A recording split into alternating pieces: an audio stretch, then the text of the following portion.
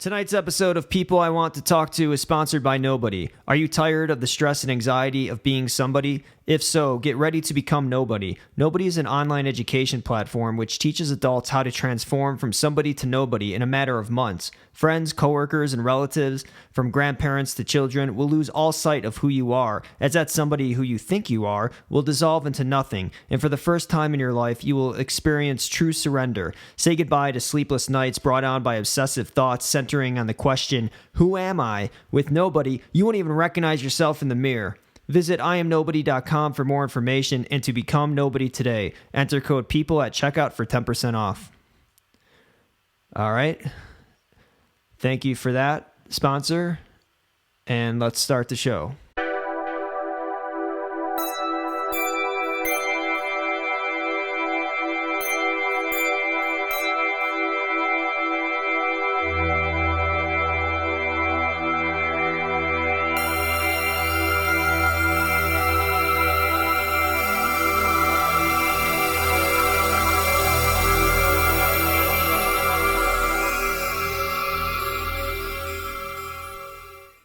Thank you for tuning in to People I Want to Talk to. I'm your host, Jason Sarna. Tonight, my guest is Lisa Sheretz. Lisa, thank you for joining us. Thank you for having me, Jason. So I met Lisa toward the end of 2018. Earlier that year, I started teaching improvisation at Reno Improv.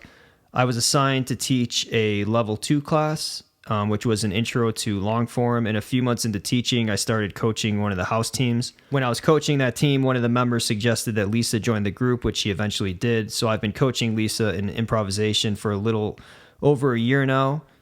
She was also a student in the sketch comedy writing program I created at Reno Improv, which was designed around my time studying sketch writing at the Second City in Chicago. When I found out that Lisa was a writer and had extensive background in writing, I was very interested in learning more. We've talked a little about writing here and there, but never fully delved into things, which is what I intend to do here.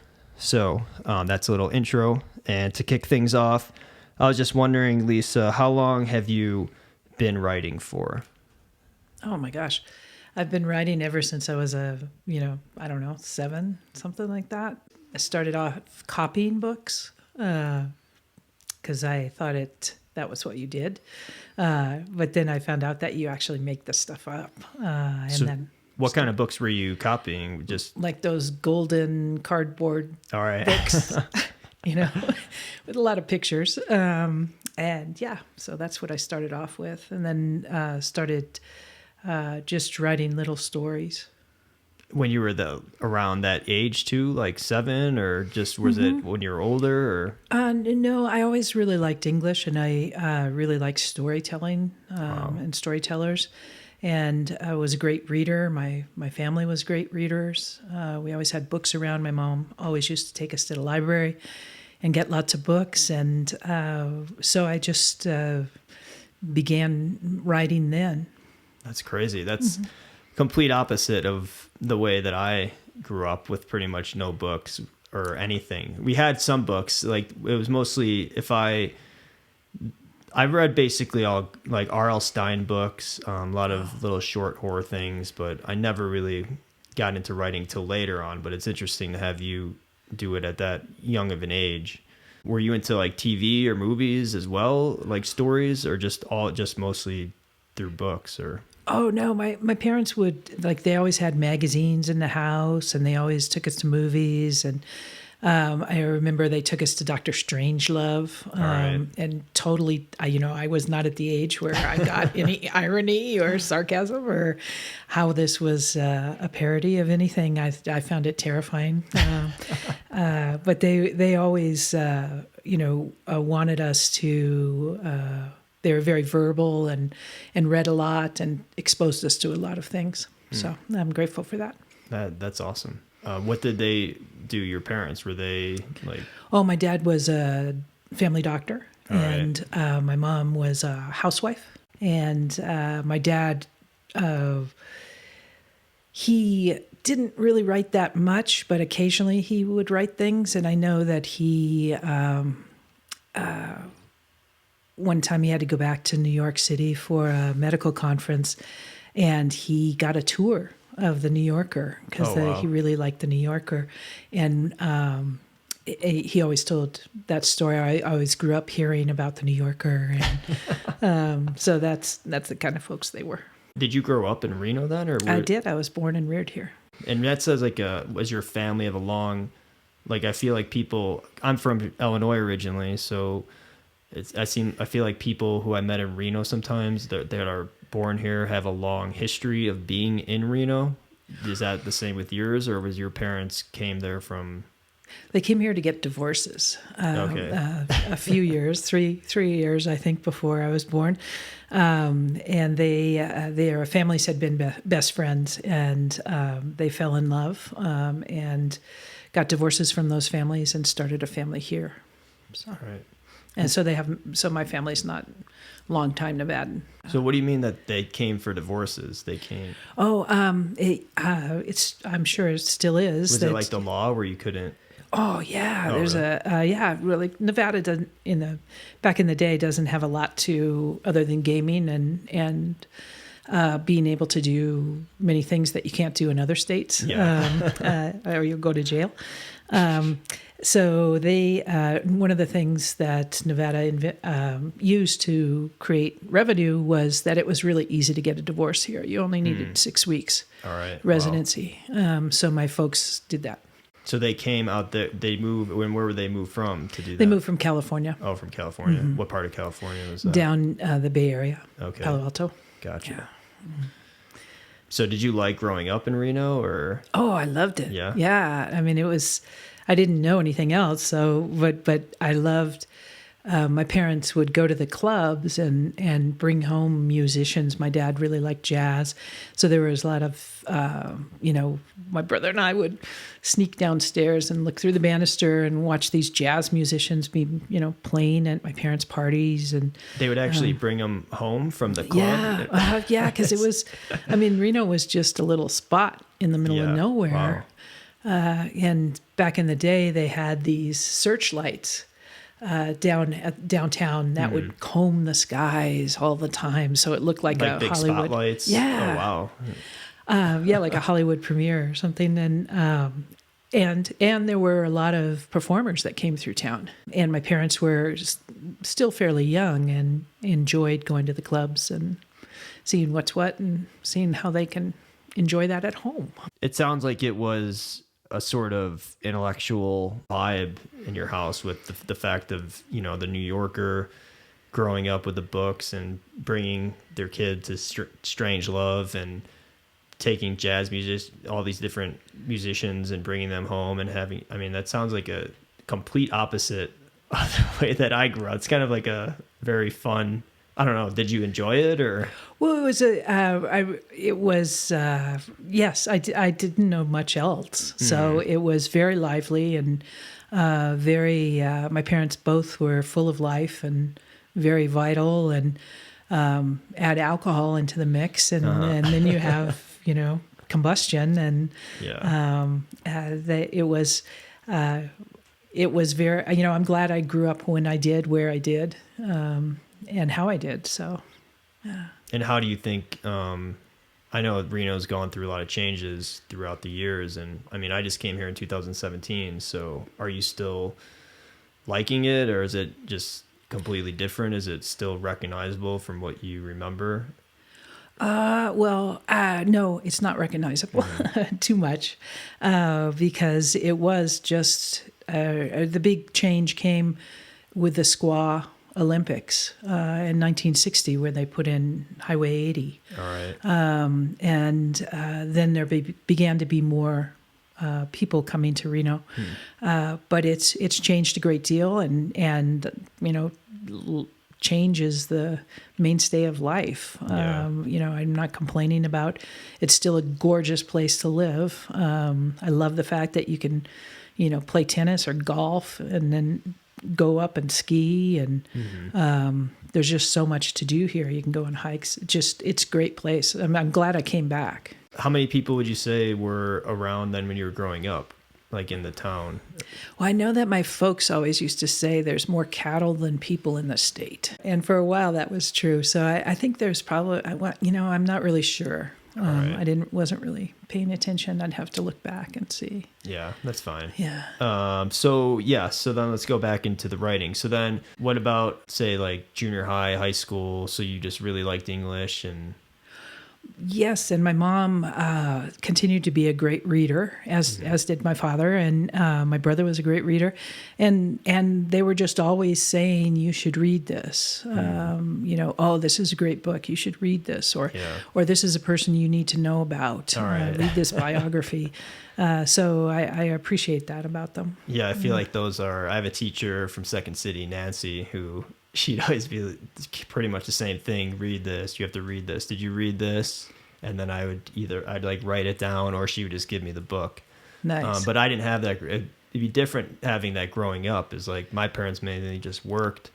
My mom read like Country Living, I think, or Country Home, some kind of like home decor magazine with country styles, I guess. I don't know, like rocking chairs, and used to go antiquing with her. But my dad would just work and then, have a few beers and go to sleep. But so did you know? Well, did you know you were going to be a writer, or did you? No, not at all. Yeah. So it's a lot different from yours. So that's why it's interesting. Just as every writer has such a different path into becoming it. Like for me, it was a whole different entry into the thing. It wasn't until probably when I was like 18 where I became even remotely interested in it. It was mostly a huge drag to do it.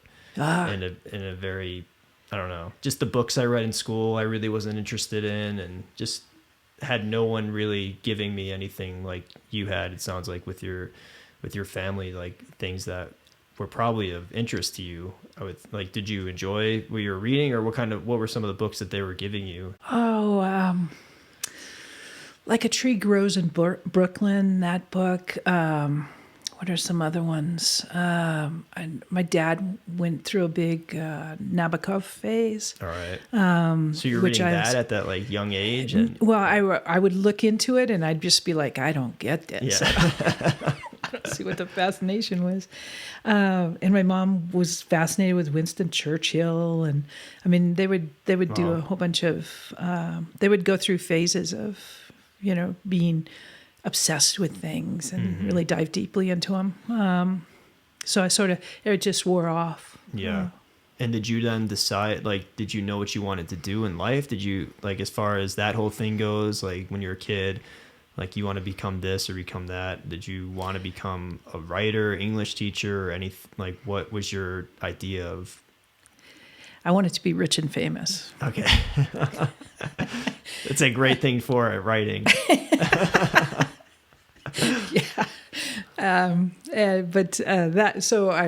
My brother Tommy, he wanted to be rich and famous too, and so that was about the extent of my plan. I just and the my loving music the way my dad did, we would also have Broadway show albums, like West Side Story, and and I would listen to those, The King and I, and I never saw the show, but I would just listen to the music, which was poetry. The lyrics are poetry, and so I just knew that I wanted to do something big, and that I really liked words and stories. And it's crazy you had a graduate level education growing up in your house. Oh, yeah.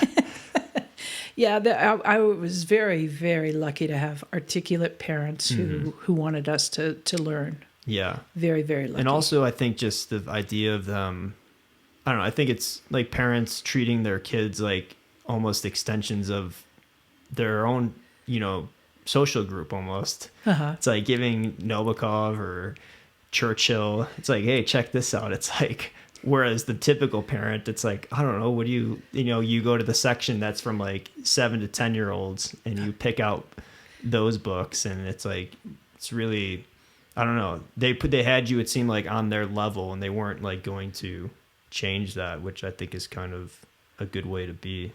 Yeah, I haven't really thought of that, but yeah, it's true. They didn't, they whatever we wanted to explore, we could explore, which was great. So you had this idea of Rich and Famous, and you're in high school, and then you're preparing to go to college. Like, did it change at all? Did you have more of a better, or like a different vision, or was it still the same? Because like when I think of Rich and Famous, I'm like, all right, well then most people probably are like, all right, Hollywood, I got to go to California and pursue my dreams of fame out there. Well, I did want to go to Hollywood, and my parents were strongly dissuading me. Yeah, They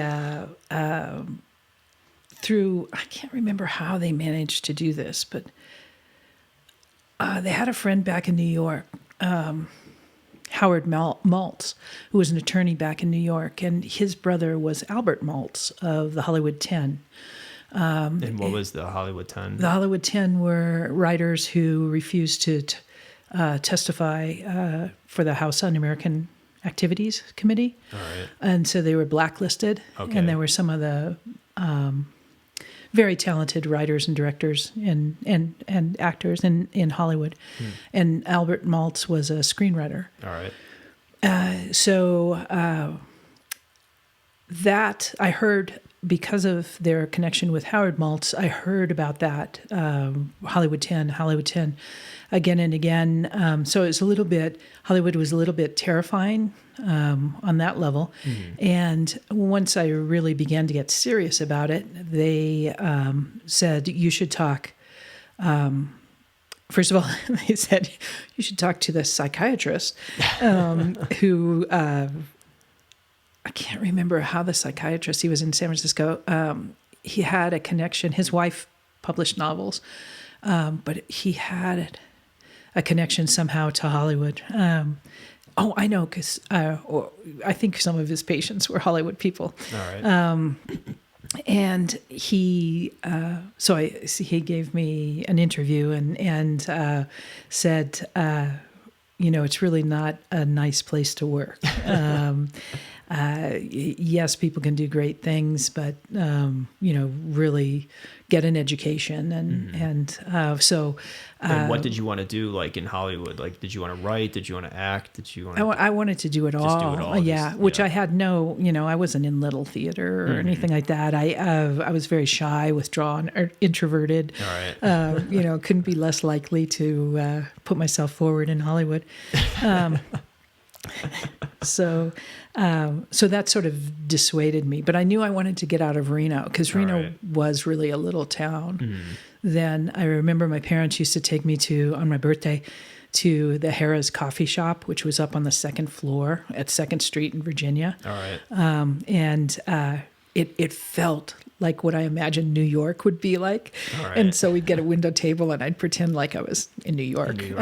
So that was my big thing, is to just get out of Reno. And did you want to go to a big city, or did you... Yeah, I wanted to just see the world and, be part of it and So then where did you create. end up going? So I got good grades in school.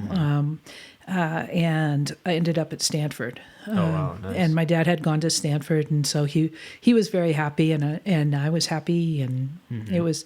I'm grateful that I got to go there. So what did you went there for English, right? Yes, I went there for English. And what were you mainly? So it was just studying like literature mostly, and like writing academic papers, or what kind of English degree was that?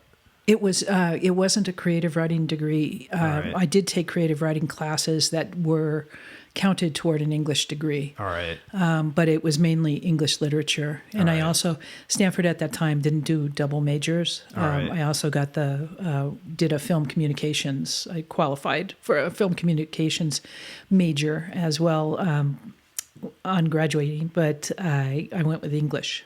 And what were you thinking then, as far as like, were you enjoying it? Did you, like, as far as like being out of Reno, being in this different area, were you like, how was all that? Well, once again, now that you asked me that question, I remember thinking, I got to get out of here. I got to get out into the real world.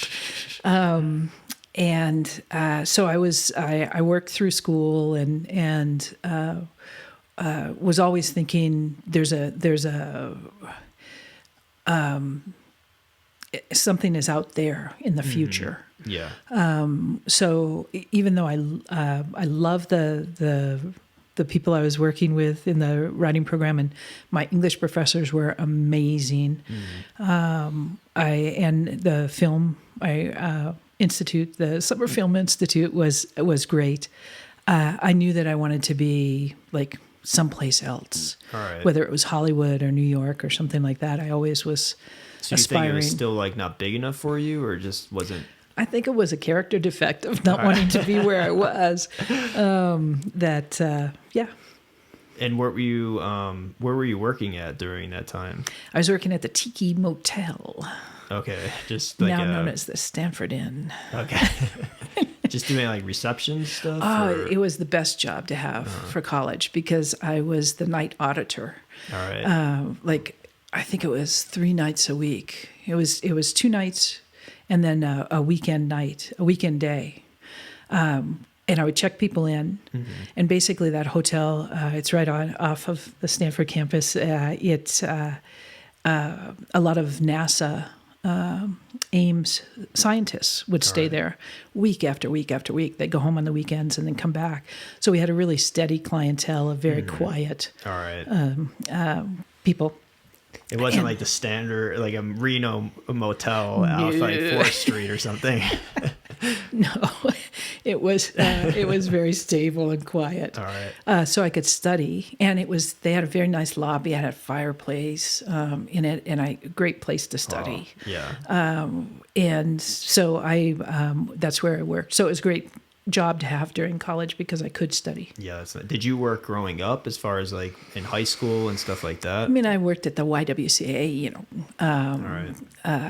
what was it, the snack bar, and babysat, and Yeah. Were your parents into like you have to work and want you to work now, or? a little bit, but not. It was mainly they wanted us to get an education. All right. Yeah. So. Yeah, I think again I was the opposite. It's Yeah. like working at 15, Steamer's hot dogs, and then Big Lots at 16, then work with my dad over the summers, and it had at least 5 jobs probably by the time I was in college or whatever. Yeah. It's been a lot, but so you finished the degree, and then you eventually became a Stegner Fellow there. Was that directly after you graduated as undergrad, or how did that come about?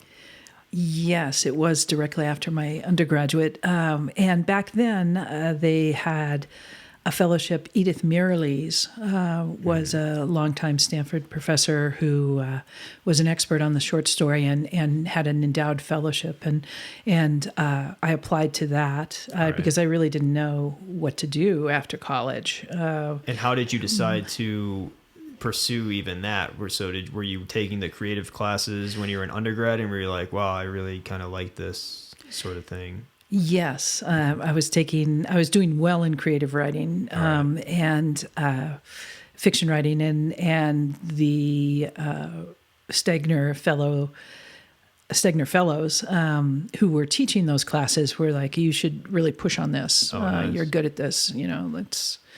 There's this here.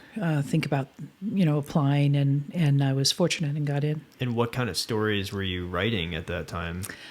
Oh, man. I was writing stories about, there was one about a guy, Fernando Hernandez, who, it was about him drowning. And what was going through his mind is he was drowning. All right. And then there was another one that was written as a letter. And it was, stuff that I had no experience in. It was about a triangle. This woman was involved in a triangle where one of the brothers committed suicide, and the other brother, she was lovers with both of them. And, so undergraduate fiction. So how were you even putting that together at that age? Or do you think it was just from reading all that stuff and being exposed to that as a kid and figuring out my idea, I don't think I could ever have written anything like that at that age. So it's like, it had to be something, or. Well, I think my parents' openness about life and about the people in their lives, and Yeah. also just my family. There were a lot of people in my family and very tumultuous times in my family. And so, and I also think, after teaching fiction to people, especially young students, fourth graders, sixth graders, I think there's a tendency to skew towards melodrama. Yeah. And so I think could be a combination of those things. All right. Yeah.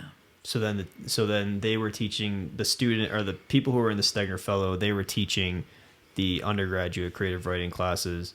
They were saying, hey, you got something here, you should pursue this. And then you applied, and then you got in. Yes. And I did some research. Oh, yes. And that was in 1978 to 79, which is, I mean, the first thing I thought about when I thought that was, I was like, just how long you've been writing for. Because I've been doing it for now, I mean, I guess consistently for about 15 years. And it's like that you were doing that before I was even born. Yeah. And it's like, that's a long time. Well, and I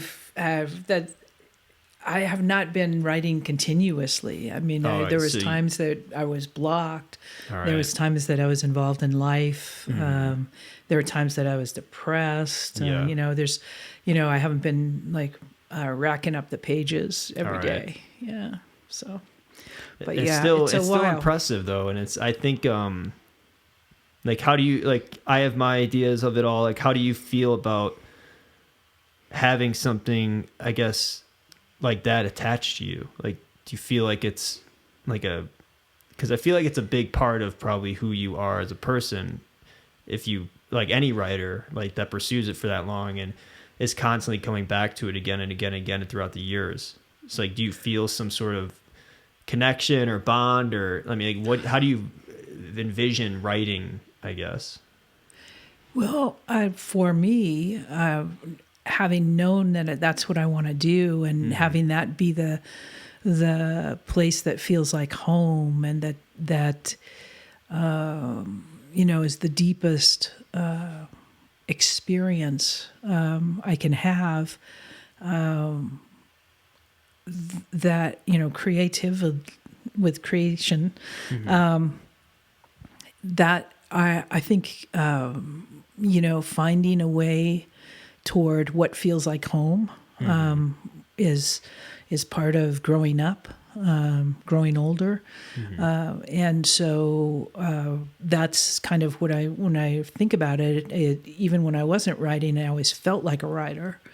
In what way specifically? I think being able to notice things about people, being able to articulate, use language in different ways,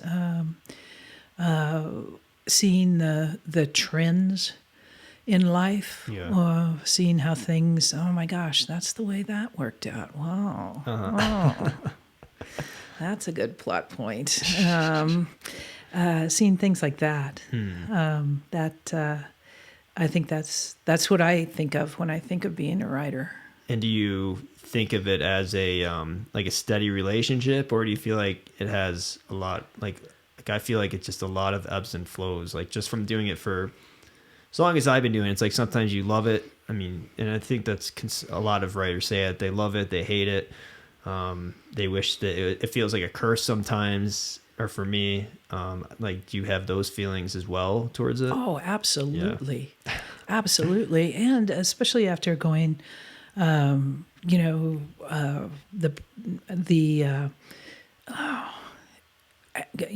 studying at Stanford and then also at the University of Iowa Writers Workshop, there's a lot of expectation. And there's a lot of grooming that this is how, this is the next step to a writer's, in a writer's career. Yeah. This is how you compete as a writer. All that added to just the desire. This is what makes me happy. Yeah. I like doing it. How can I commoditize this? Yeah. If it's even, should I even do that? I also know that I was pretty prideful then, like nobody can teach me. Yeah, I think that's writing. every writer at a certain point. I don't need no stinking degree. Yeah, definitely. And I once applied to USC and they didn't accept me, and I was like, "How dare you not accept me?" And then they're like, "We can't give you any feedback to why they denied you." And I'm like, "That's crazy. It was so embarrassing. Like looking back at it now, it's like I was 22. It's like I didn't even understand the concept of wait lists or competitive schools. I went to like a local Western Illinois university, got in, no problem. I figured that's how the whole world worked. But that was a pretty big lesson as far as not when you try to get into one of the biggest film programs in the country, probably at USC is what I was trying to get into at the time. Good for you. Yeah. Yeah. I think that what I learned over the years is that there's a very fine line between being a crackpot and being a writer. Yeah. How to navigate that is because I know that I've continually come up against walls of, the walls that break down my denial. Like maybe I'm not doing so well. Maybe I'm not doing this so great, and I need to think about something else. And also, I think finding my own voice and trusting that voice took a long time. All right. There's a great quote from Cheryl Strayed when she was writing as Dear Sugar. Someone wrote in about, I'm a tortured artist. I don't know whether I should do this or, become a real estate agent. Something to that effect. And she said, no one is ever going to give you permission to write about your vagina. It's like, if you want to write about something, you just got to write about it. Yeah. If you're fascinated with puppies who are astronauts in space and that's where the energy is, go toward that. Yeah, that's great advice. And that it was a long time for me to understand that. Even when you were writing the fiction, and shoot back to Stegner Fellow, you were still. I feel like a lot of writers say they do that. Like George Saunders, specifically, I watch like every YouTube that he has on YouTube. Or every video he has on YouTube, and he always says, like when he was at Syracuse, he was writing this big, passionate like wedding novel that took place in like Mexico, and it was called like it's like translated to like Ed's Wedding. It was basically this big like Hemingway-esque thing, and he said his wife started reading it, and like a page or two in, she just like hands on their head, just like, what have you done? And he thought it was like all that, and he spent all his time trying to do that, like become something he was not. And then once he started becoming, he started doing little doodles and making little funny things, and I think his wife saw that, and like kind of little comics almost, it sounded like, and that's when he started like really taking off. But anyway, long story, I mean, to go back around that, like I was feeling like, for me, myself, I was like, I feel like I'm like, yeah, I always had my voice, but nobody was interested in hearing it. That's basically where I was going with that. But I feel like most writers go through that phase, and I don't know if it's a phase of like even Hunter S. Thompson. He's one of my favorite writers, and a lot of the people were just emulating Hemingway to an extent. Like he wrote The Rum Diary as his first novel, and he was down in like San Juan, Puerto Rico, wherever he was. I don't know if that's exact, but whatever. I'm not good at facts.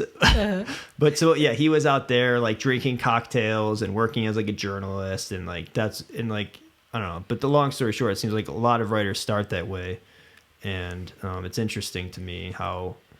And it seems like they're very talented, like the people who start that way. Like the talent happens I don't know if it's the emulation which allows them to get, I mean, to emulate that and then eventually shift it into your own point of view, your own voice. Well, I think that for me, the big thing about talent is over the years, I've realized that it's not talent. There are so many talented people out there. It's the management of talent. Yeah. And for myself, being able to manage my talent and not decompensate because I have to work as a bartender. You know, like, oh, every shift is the agony of, oh, I can't believe I'm forced to pour this drink. Rather than, and George Saunders has a great take on this of using that time as structure and using that time to feed the monkey. Nothing is wasted. And it took me a long time to get out of that struggle of because once again, I'm not where I'm supposed to be in my mind. And then, so that wastes a lot of time and energy for me. I'm the same. I've wasted a lot of time and energy on that. It's easy to do, for sure. So then let's go back to the Stegner Fellow to talk about that. So you got in that right after, so you were like 22. So if you're 23, yeah, about 21, 22, 21 or 22. Yeah. I was born in 56. So I was 22. So then what was cause that's a class it's a fellowship that's open to pretty much anybody could apply to it. I've applied to it 3 times and they will not accept me. My teacher, Daniel, I told him that, Daniel Orozco in Idaho, and he's like, he's like, oh, I applied 5 times. I was like, damn. I was like, I didn't know that. It's like, that'd be a good thing to tell students because I don't know, because you look at these teachers and you're like, oh, they just have this, you have kind of a whole illusion based on where they're at now, but you don't know their story of how they got to where they are. But that fellowship though, it's open to pretty much anybody. Like, I don't think you need a degree to apply to it, and you could pretty much be any age, and they have one of the best, I feel like, it probably changed and evolved throughout the years, but as far as the application process, it's pretty much focused solely on the writing. You write like a 1-page statement letter, but it's pretty open to like a wide variety of people. So coming in at that age, I mean, I'm looking here, it looks like you had 8 poets and 6 fiction writers.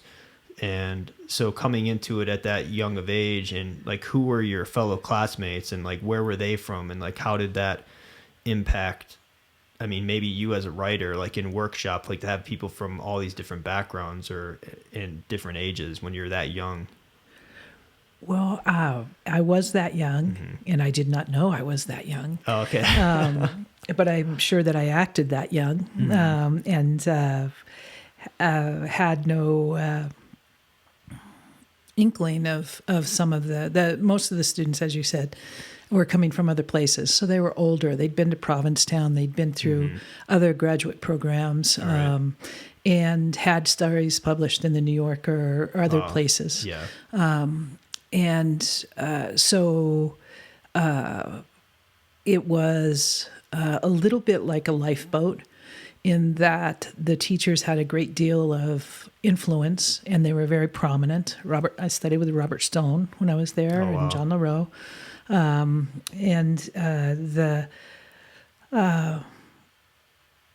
So it was intense. It was I feel like fun,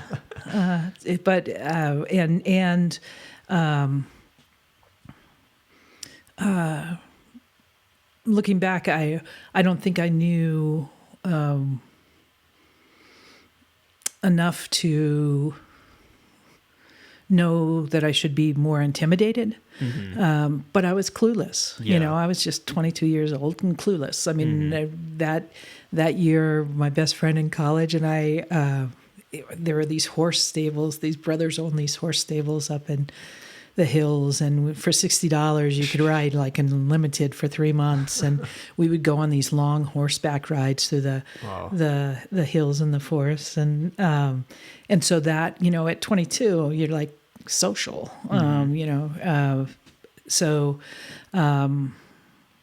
yeah. I mean, I was still very, very glad because I loved the Stanford libraries and I loved all the.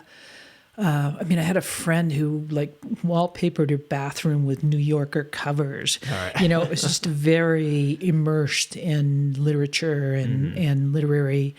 So I love that part of it for sure. And what was what were the workshops like? Like what was, because it looks like now it's a 2-year program. It sounds like you were there for a year. It was, so what was like, and I mean, the way it's set up now of what I know about from reading the facts page online, it's a once a week sort of workshop where you do, and then there's some other things like events or readings you could go to, but it sounds like it's like a workshop once a week and you're pretty free to kind of do what you want. It's not, there wasn't much structure to it. Well, for the Muralese Fellowship, there was structure from the standpoint of I was on the track to get a Master's of Arts in English. And so there were course requirements outside of the workshop. So you were taking that, you got that as well? I did not get an MA. No, I did not. But you were the other scholarship, the Muralese. No, that was it was the Muralese that I received. Okay. But over the years, they call it the Stegner now. Gotcha. And sometimes if you look down, they'll see, they don't have Muralese near my name. They have it listed as Stegner. But I was a Muralese scholar. And so I got to take classes, English classes. Okay. Graduate level. And that was amazing. And I still, so the workshops were, I think there were maybe twice a week, maybe Tuesdays and Thursdays. And it was, people would write something and talk about it in class, and you were expected to give notes, and it was good. I think the one of the most useful classes I had, and that was an undergraduate class, was a short story with Nancy Packer. That we had to write précis of short stories, which is a 1-page synopsis of the short story. Okay. And that was so valuable to be able to take a story and take it apart and then explain it to someone. That was very useful. Did you write the story first and then? No. It was like classical short stories.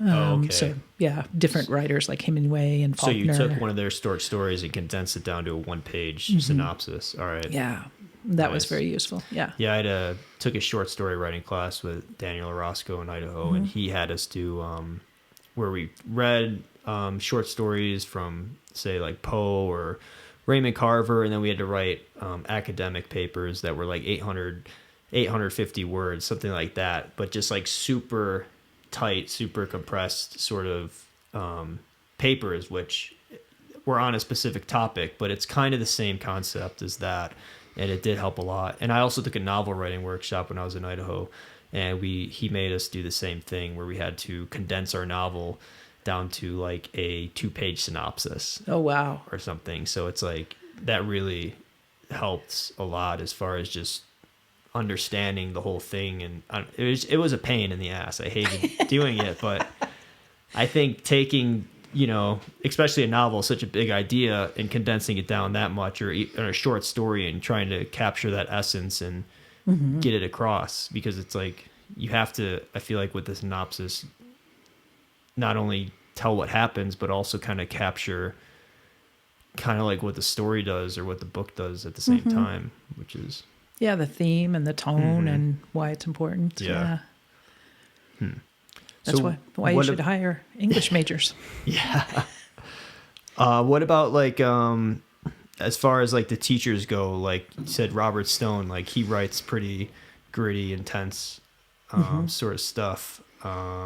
Did you like, or your other teachers? Did you learn like? Do you have anything that stuck with you throughout the years from any one of those teachers that, like, as far as like story goes or writing goes, or any like little nuggets that you could share? Well, John LaRoe, who was acting head of the program then, was an ex-Jesuit and very skilled, very a very adept writer. All right. And I remember I wrote a story once for a workshop that was there's a joke that my dad always used to tell about this guy who's a head. He's just a head. He has no body. Anyway, the punchline of the joke is that it's his birthday, and the punchline is, Ma, not another hat. And so I took that premise and tried to build a story around it that was just made of mannered, language acrobats. And John LaRoe, it's workshop, and people are trying to find things to say that could possibly salvage this thing. And John LaRoe talked about how the importance of language, and how, that there's a moral obligation when you're writing a story to speak to human truth, and create something that's worthwhile and of value, and to not sort of squander it with being arch or funny, or and that stuck with me. Yeah, that's great. Yeah. And I know Robert Stone, I was writing short stories about the red brick stories, I called them. They're about Reno and Nevada and stuff. And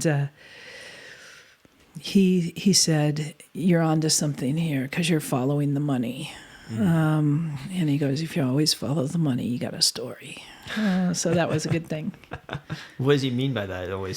You're following the money. Just the sort of delineating the trail of power through a story. Gotcha. And not forgetting that part of the setting is the economic setting. That it talks to class and who has influence and status, stuff like that. Yeah. Sweet. And how about as far as for when I went to grad school, I don't know, I thought it was just a cool experience to be around poets and write. Did you mix much with the poets at all? Or how was that? Yes, I did mix a little with the poets. And they, it was social. I used to play tennis with poets and stuff. Right. It was 22-year-old social stuff. So it's not, we didn't share the depth of our expression with each other. But were they you were all going out to drink and having the bars and stuff like that? And did you have a place where everyone went after workshop, or was that what kind of, or is it people are just going off and doing their own things? And it was definitely, there would be social stuff, but it wasn't hard drinking. All right. Let's reconvene at the old mill. Yeah. It was a more focused than that. All right. And what else, as far as your writing goes, you said the one story with the guy with the head and the hat, were there any other stories? Was there anything that you really liked that you wrote throughout that time, or anything did you enjoy what you were writing? Did you? No, that's an interesting question, and I'm glad you asked that, Jason. Because no, I didn't really enjoy what I was writing, because I knew that on some level, I had just enough self-awareness to know that I was a callow, middle-class, privileged child. I didn't know about what it feels like when you're in a triangle and someone commits suicide. I was speaking beyond my experience, or writing beyond my experience, and knew it. So that, I think that was part of why I wanted to get out in the big wide world. Yeah. And then were you, I guess, so you had that awareness, and your main thing was just to get out. You didn't want to just. Did you write anything that was more personal at all when you were there? As far as no, is most. No. No, not really, because I didn't have access to that, and I sure didn't want to share that with anyone. I was doing my best to look good and, keep moving. Yeah. So then, all right. So then after that, then where was the next place that you wanted to go, or what happened? What Well, there was a wonderful writer who was a Stegner, who's Stephanie Vaughn, a little bit older. I can't remember where she came from, but she had this wonderful story that I had clipped out of the New Yorker before I even knew that, we would cross paths ever. Oh, wow. And it was called Abel Baker, Charlie Dog. Mm-hmm. And I couldn't believe that she was like there. And she was very, very nice. And she pulled me aside at one point and said, "What are you going to do after this?" And I was like, "I don't know. I'll keep riding horses. I think I'll get a job at the bar." And she was like, "You should apply to Iowa. The fiction, you apply and I'll write your reference." And Wow. yeah, she was super nice.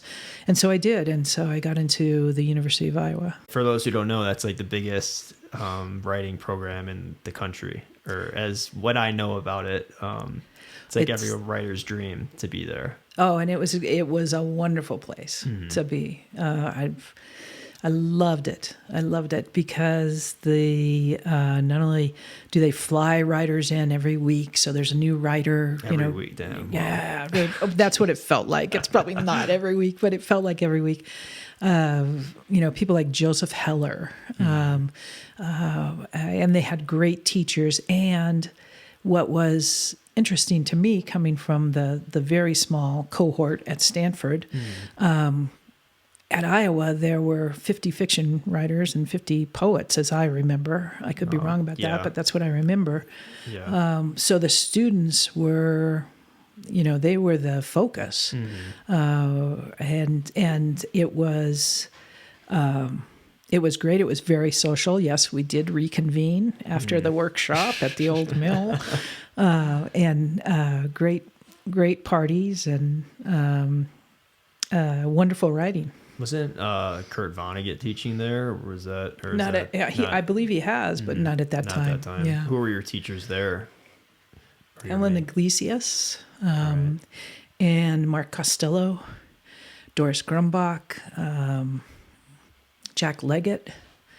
Who else?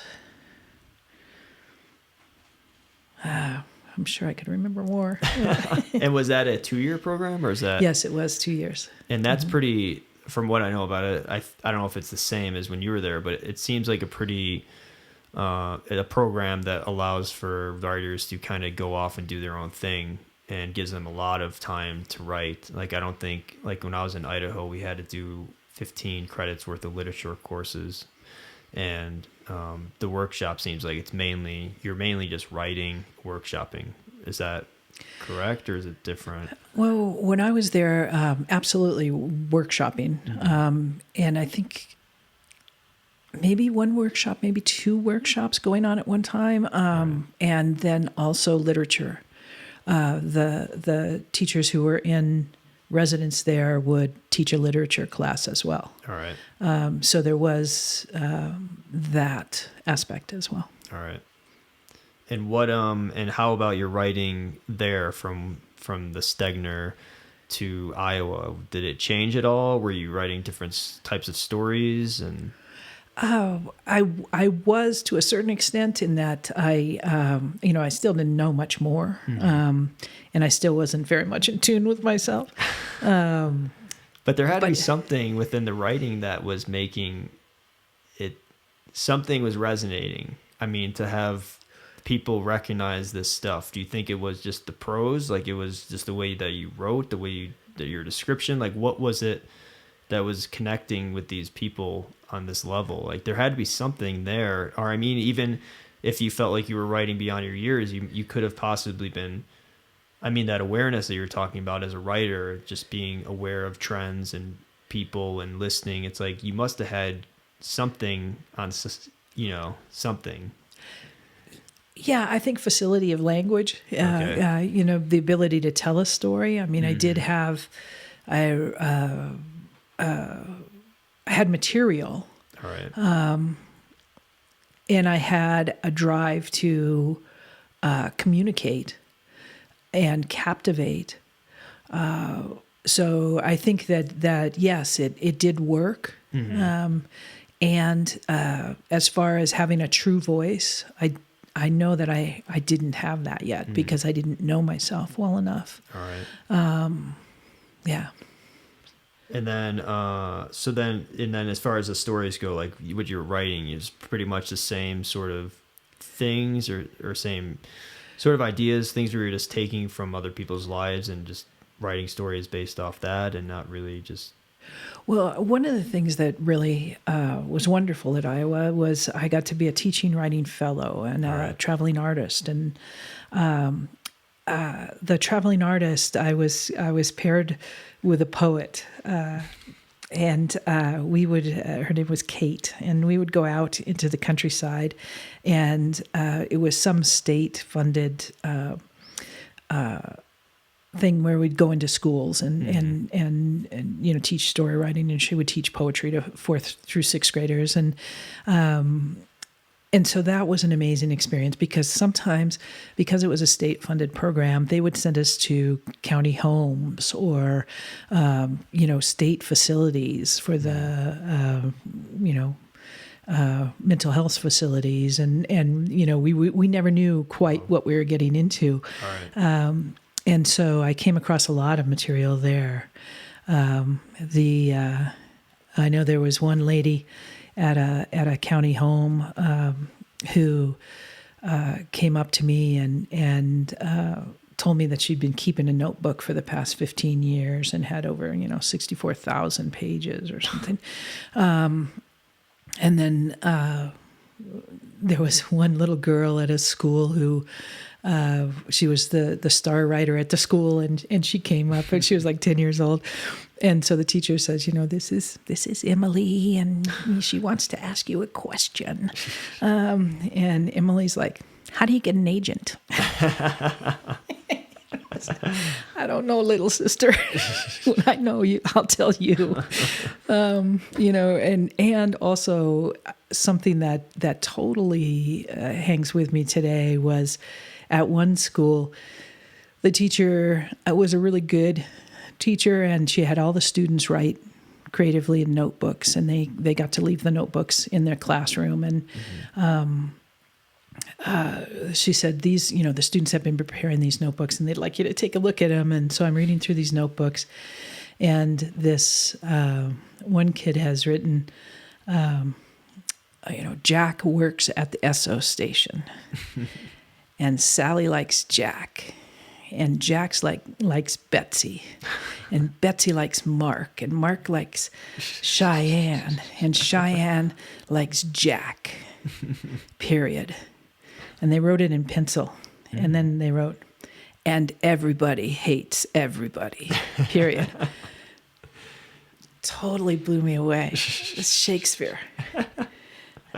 And then the teacher had written, good ideas, but next time use ink. Oh, right. Jeez. Oh, but that was that hangs with me because not only does it speak to how you know, how important it is to listen to writers, to hear what they're saying, and not get swept up in the grammar or the spelling or anything like that. Like the expression, you can always sculpture down the expression, but the expression is so important. Yeah. That voice, and that was such a authentic, you know, compelling voice, and so things like that would happen that would help me get a little bit closer to saying something of worth. Yeah. So. Yeah, and I totally agree. I mean, I feel like that's one of the reasons why I didn't even like writing growing up as a kid, because mostly focused on the correct, like how correct are you? Use this as a comma here, this, and then it eventually beats you down so much. It's just like, well, I'm doing everything wrong. And it's like you said, it's like within that there could be some voice or something that's said that's kind of profound. And I mean, especially for you, if it gave you an insight into, I mean, your own writing and letting you see like, wow, this kid's expressing this, and maybe I could, you know, do something like that and get my own voice out there even more. And but yeah, that does suck. I feel like that's happened to me and probably a lot of people who probably could have been writers have been even interested in pursuing it. Yeah, and the teacher was sincerely trying to get them to write, and teachers have to attend to a million other things and deliverables that could get into the way of someone's voice.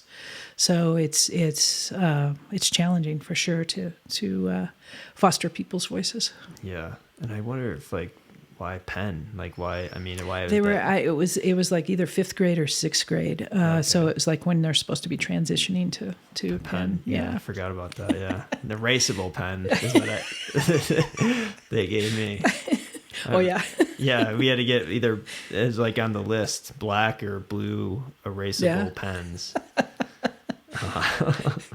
And what about then? So you think that, I think just from the little teaching I've done as far as the sketch or the improv, I feel like you just learn so much, about yourself. You learn probably your strengths, your weaknesses, and just even watching improv so much, or directing it, or sketch writing, you start seeing things so much more clearly, because I think other people are failing at it. And then that transitions over to your work, and then you're like, oh, now I know of all these new things to watch out for as far as acting or performing or this or writing a sketch or whatever.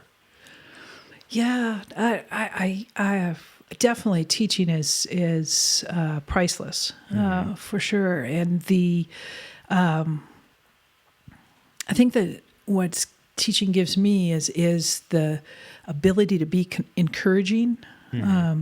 To notice flashes of, oh, that's a keeper, and to push on that, go where that energy is, because that came out of the blue. What were you thinking when you were doing that? Do that, and which has translated for my own encouragement. Have faith that even though that makes no sense, that write it. There's something there.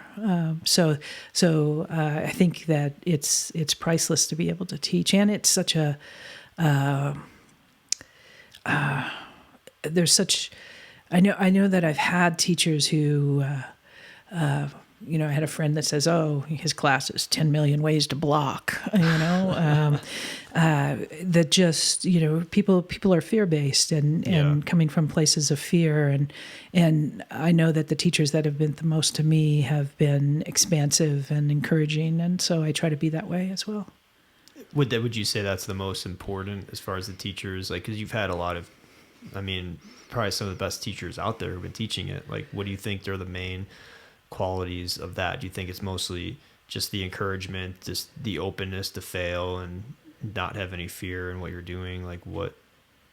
And I think the teacher, applauding the fact that you don't know what you're doing, and encouraging you to get out there and swim. Yeah.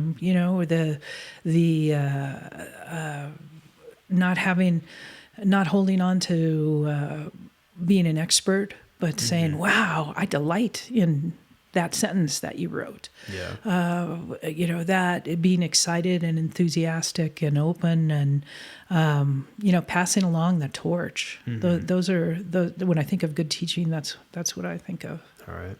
Yeah. And were you thinking, so while you were still in Iowa then, so I guess first thing you were teaching these students and going out to all these different areas in Iowa, were you starting to have any revelations about your own writing during that time that you then transitioned into workshop, or were you still throughout the whole time of Iowa, is it the same as Stegner, where you kind of were still just not having your voice really there? Well, I was still very focused on approval seeking and do you think this is good? Yeah. Does this work for you? So very mannered and not willing to do anything that might be seen as unusual or offbeat or uncomfortable.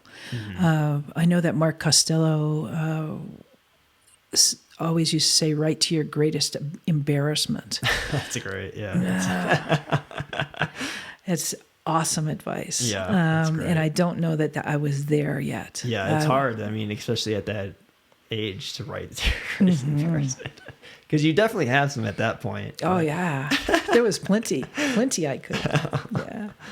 Yeah. Were you thinking about like submissions at all at that point, or talking to people about like the girl asked you about getting an agent? Like, were you at all thinking about any of that stuff? Because my head was full of that before I was even in grad school, I feel like. But I don't know. I think, again, everyone's different. So where were you at with that? I was pretty much rebellious, I guess. Or not only could you not teach me writing, even though I was studying it. The degrees didn't matter. Because I know that people at Iowa, they worked hard to get there, and that was part of their career path. And I can't say that I was pulled enough together to think of that as like next step. Maybe I should work in publishing, or maybe I should get start teaching somewhere or something. And I wasn't thinking along those lines, but I know that.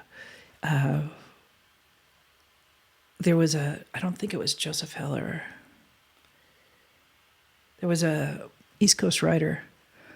And anyway, he came and gave a reading, and one of the frisky fiction writers who was from back east said, "Where do you live in New York City?" And he was like 76th or whatever. And she said, "East or West Side?" And I remember thinking, "Whoa, let's play chess here. You're definitely playing chess. And I'm of the checkers mentality."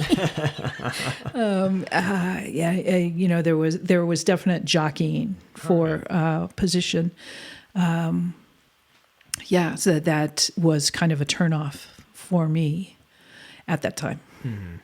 And where were you at as far as, were you still fame and fortune sort of mindset, or where were you at? Like, I was in the mindset of someone's going to hand me this thing. Just anything, or just like a book or yeah. It's like after graduate school, I came home from Reno for a short time and then left and went to Minneapolis where some friends were. And I remember in Minneapolis, I received this very official, very nice envelope from the New Yorker. And I thought, There it is. They must need a story. And instead it was my dad was giving me a subscription to the New Yorker. I mean, that was kind of the clueless mindset I had. I wasn't thinking along those lines at that time. I was very much involved. My family was having difficulties, as well as I was in relationships, and just the whole social portion of that life. I was still very young. Were you in relationships within like the Iowa writing community? And also the Stanford, and it was a big whole hot drama. That I observed some of those in Iowa or Idaho.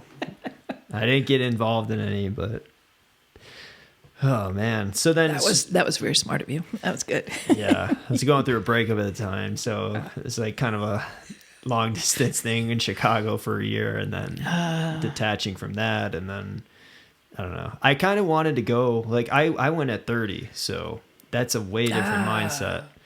And I was like, I want to go and devote. Like I was ready to become like a monk, basically. Like it's like I was completely ready. I needed to go. I was like at the brink of disaster when I went, and I was like, I want to go, have nobody to bother. I want to be completely alone. I want to have this time to get as good as I could possibly get. And I was like, I need to catch up on my reading, because like I wasn't like you. I didn't have a lot of those books read, or a lot of things read. I didn't have I wasn't like a natural writer, I don't think. So it's like I needed to do a lot of work. So it's like I had like a clear intention when I went, rather than, I guess like you were. So it's like I was just laser focused on like everything. So I wasn't none of that stuff was going to get in my way. Nice. And it probably, though, made me kind of seem kind of robotic. And I'm sure people probably made comments, or sometimes they'd be like, man, you don't even do anything. You just sit in your place all day or whatever. But I'm like, well, I was like, it's going to feel good once I leave. And I'm like, I think back at it. I'm like, yeah, I gave that everything, every ounce of energy I could possibly give. I gave to that 3 years, and I think it's paid off. I mean, Nice. I'm not getting envelopes from the New Yorker, but I feel like slowly it's paying off, and will hopefully. I think I did it the right way. So, but again, I was also 30 years old, so it's like so much different from. Like, I was like, if I got accepted to USC when I was in my 20s, I would have probably been the same way. Like, I just thought, the hand to me, lead the way. Hey, I'm here. I showed up. Yeah. Where do I sign or whatever? Yeah. Well, I know that Iowa was wonderful from the standpoint of that it's a tiny city. Yeah. And the amazing bookstore, Prairie Lights is an amazing bookstore. And they had musicians that would go like to the old mill. And one of those musicians was Greg Brown, All right. who was there appearing like 3 or 4 times a week.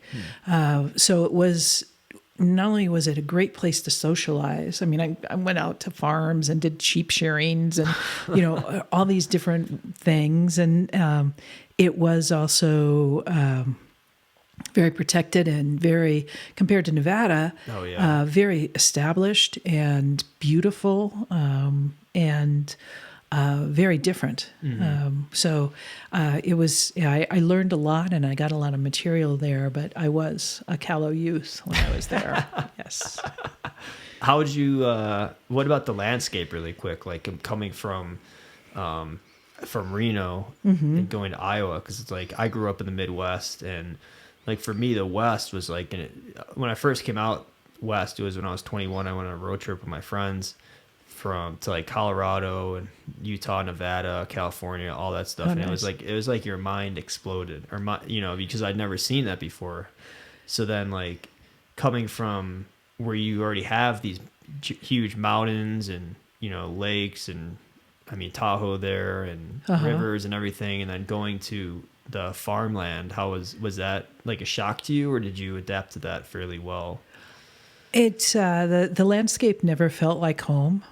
Same thing in Minneapolis as well. All right. But I just remember being struck by the Americana aspect of it. Yeah, definitely. One of the first days I was there, I think it's the Iowa River that runs through Iowa City, and there was kids on a bridge with fishing poles on bikes. You could hear the football stadium cheers. The leaves are starting to fall. It just couldn't be more Americana.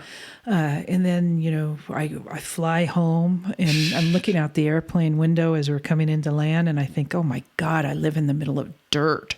So it was a very extreme change. And the winters and taking 3 or 4 showers a day during the summers. Just the humidity. Yeah, so it was very different. But I liked it, and I liked the people very much. Nice. So then after that experience, then you came back home to Reno? Yes, I did, because once again, I did not have a game plan.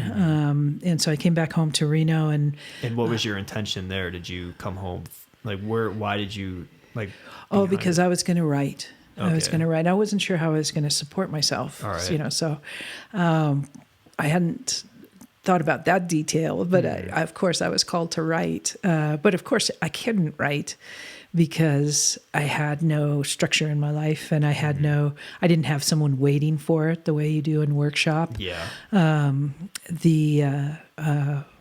Also, my family was in the midst of basically falling apart, and I came right back home to that in the middle of it, and that didn't help my psyche very much, and so it was, it wasn't the best place for liftoff at all.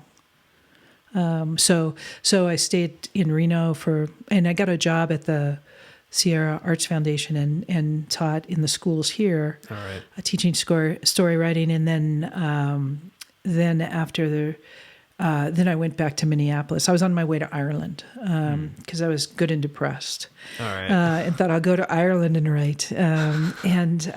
Luckily I stopped in Minnesota and never made it much further than that. So you were literally planning on going to Ireland to write, like live like a James Joyce lifestyle of wander the streets of the destitute and alcoholism and all that, and then I had a friend in Iowa who was Irish, and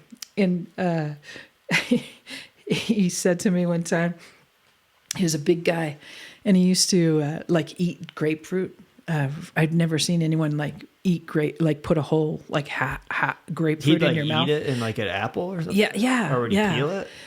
He'd peel it and then he'd put it in it. He was just a big guy and he would eat these grapefruit. And so it's got to be sour too. Yeah. It was I used to be a wrestler and stuff, and he'd been to Ireland many times, and he was American, but he was like a professional Irish wrestler. No, just a college wrestler. Right. Wrestler, and he was a poet, and he said to me, if you go to Ireland, you'll be beautiful there. And I was like, I want to be beautiful, that's great. And so that was about the extent of my plans for Ireland. Let's just go there and be beautiful. But I ended up in Minnesota, which was a wonderful place to be. So you flew to Minnesota, or did you? I flew. No, what did I do? Did I drive? Yeah, I drove to Minnesota. And then what were you going to do with your car? I was going to sell it. All right. And why did you go Minnesota? Was it like a cheaper ticket or No, something? my friend Sam was there. Sam who's a fiction writer from Iowa. All right. And he was working for an advertising agency there. All right. And I was just going to stop off and see, and then drive to New York and sell the car. And but I was Sam and Jeff. I stayed at their apartment, and the second day I was there, I was sleeping on their futon and in the front room, and Jeff came out and said, Sam left last night and he's not coming back. Wow. And they broke up. And so then I lived with Jeff for a while, and, just happenstance things. I got a job at a theater as a box office manager, and that led to, an interesting time there. And then I got a theater? Or yeah, at the theater. As far as was it like a theater? Or it was performing? the Great North American History Theater. All right. And they did, just as they say, history plays. All right. And they had a really great success with a Christmas play that was based in St. Paul, like in the 1890s, I think it was. But every season they would have that, and that sort of kept the theater going. All right. And they do summer theater up in the northern part of the state. So I got a job there. And then I got a job at the New French Cafe, which was super fun. And that was definitely another, I guess, change as well. I mean, colder, I would think, being in Minneapolis. Colder and long, dark days and big old houses, and everybody's mummified in their winter clothes. And, yeah. And how long were you living there for? About 9 years. All right. Yeah. While I was there at the New French Cafe, I had a friend who was a comedian, and I was obsessed with Rescue 911, which was the TV show. Yeah. I still watch it too with my parents all the time. Great show. We're gonna have to talk about that. Yeah. And I would talk about it all the time. And what did you like about it, or what was the fascination? Just well, it was always, the fascination was that I think that goodness prevailed and people were rescued. all right. And also that a lot of times people called 911 when they've done something utterly stupid. Like the babysitter's over and the 10-year-old decides to lick the freezer ice and gets stuck to the freezer.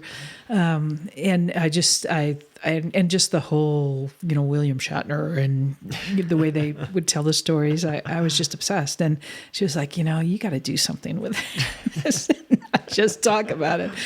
So they were having a pajama night, sort of an open mic at a theater. And so I had worked up this monologue that was about a woman who, a character, not myself, who was obsessed with Rescue 911. And then I got hired to do 5 nights at a comedy place there, which was a great experience because I had no stage experience really. So when I bombed, I had nothing to fall back upon. And when I killed, it was I think it was luck. So that was an interesting experience. And then were you writing new monologues each time, or I was expanding it. All right. And then I got to do it as like a one act. So you're just kind of like working it like a comedian works a joke or a bit, and then taking out things, adding things, and eventually you got it tight to where it became like a one act. Oh, nice. Yeah. And also that comedian had said Mystery Science Theater, which began as a cable show back there. And that was the local access. Local and she said they're hiring for writers. You ought to try. And I did, and got hired to be a home writer, which they would give you tapes of the science fiction movies, and then you'd go home and write 3 jokes per minute and harvest. And they would then harvest those jokes. And how did you then? So, did they allow any collaboration within that? Not that I was aware of, that I remember. Because like one of the things that me and my one friend like doing is watching. I've seen a lot of Mystery Science Theater 3000 and like love it, and they have a new one out now. I don't know if it's still going, but they launched a new one, which was pretty good as well. But the old one's on like Netflix, and I was a few years ago. I was like just binging watching those, like I think in graduate school, and they're great. And I always liked being with friends and watching a bad action movie like Steven Seagal or Van Damme, and just doing your own sort of Mystery Science Theater within there. So I was like, it's such a fun thing to do with another person, because it's like you're just working off the energy. You're trying to make them laugh. They're trying to make you laugh. And it's like you're always trying to do the joke. But it's like when you're yourself and you're doing it, is that like, it seems like it'd be a lot, like it seems like the process would be a lot easier with 2 people rather than one. Because it's like when you're one, you're just, I don't know. Yeah, no, that's a really good point. I think it probably would have been much easier. I know that I would... that I struggled with just keeping straight jokes going. I would always try to work in some type of B story that the boy is actually in love with the turtle, and complicate things that way. And I think it would have been easier with because you're. How many years have we spent preparing for that, just banter back on the couch with people? Yeah, for sure. Would you so what was your process for that? Because you get a tape, you put in the VCR. Exactly. And do you watch the whole thing through, or do you watch and then you just kind of sit there and write jokes every time?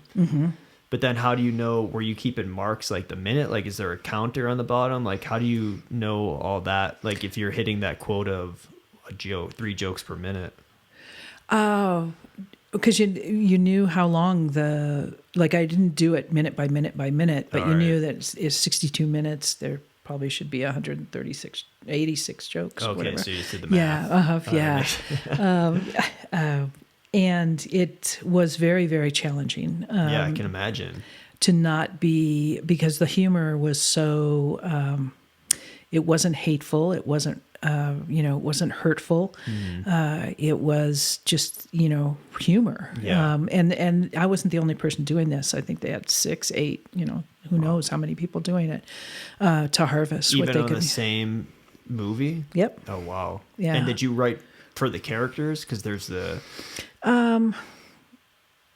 No, we would just write. I don't think so. They probably I just don't assign remember. it like after they go through the joke and decide who says what in the different... Because they had a few different ones. There's Joel, then like the crow wasn't one. And the little robot The guy. robot guy. No, I don't remember writing for the characters. I think I was Right. just writing jokes. And did you watch it once all the way through? Then did you watch it? Like, how many times did you write it or watch it? I mean, Until the jokes were done. Yeah, And just were you- writing. Yeah. and at that time, how? That's why I was inventing B stories. Yeah. It's like, let's get something else going here because I don't see how I could possibly figure out another joke for this moment. And then were you like, how did it work then? So then you turned the jokes in, and then when the episode aired, did you watch it and like look for your jokes, and like were you like, how obsessed were you? I'm sure I about- did, but I don't. It was just when HBO was picking them up. Okay. As I remember. I think it was HBO, and so they were in a bit of a transition too. So I can't remember exactly where I watched it because I don't think I had HBO. If I remember my finances at the time. So yeah. And how long did you do that for then? Oh, not very long. Like No. maybe 6 months at the most. And yeah. did they just, was that all it was for, or like, how did it work as far as? That was all it was for, and then they just didn't call me to pick up a tape. All right. Yeah, and so And were you upset about that at all? Or I should have used your technique of calling them. and saying, yeah. what are you thinking? I'm here waiting. Yeah. I was a Stegner Fellow at the University of Iowa.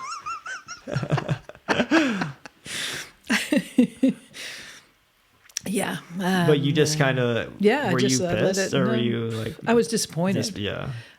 for sure, because of course I thought that was the glide path to being rich and famous. But So you were still on that trajectory, and you're like, this is it. yes. Yeah. And yeah. So then after, it wasn't because of that, but then I did move back to California After Minnesota. And right. it was more realizing that I hadn't really put down roots there. I had great friends, but like I hadn't really, I hadn't, done any. I just like I had folding chairs, and I was just always in this transition state, and not very directed. And I know when I would go back west, the landscape felt familiar. My friends were, settling down and having kids and getting their lives going. And so I was kind of like, what am I doing? Were you in like your 30s at that time, or? Oh gosh. Let's see. I think I moved back to California in 92. So I would have been 36. All right. I think. Yeah. And and talking a little bit about, I guess, comedy for a moment, like, did you have that in you? Like, was that in your writing when you were writing short stories? Or, because it's like you had the drowning guy, the guy with the head with the hat sounds like a little, like that could be comedic, but were you thinking of writing towards comedy or humor or anything before you started doing the monologues and Mystery Science? Well, I think I enjoy seeing the humor in things. I think life is pretty funny when it's not being tragic. I think there's that, that very fine line. If it happens to you, it's funny. If it happens to me, it's tragic. Yeah. So I've always, looked for the funny. And I think it just comes out. Right. I enjoy it. All right. Yeah. And was writing, when you were writing the jokes for Mystery Science Theater 3000, I know you said it was kind of difficult.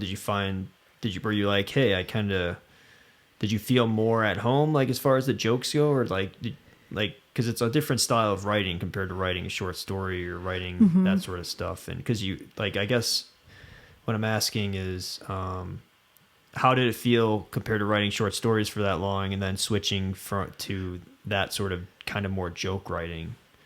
It was not as satisfying. It wasn't as satisfying? No, because, a joke is so, it's a one-off kind of, so there's no real, I like the setup, and I mean, jokes have setup and payoffs and everything, but I really like,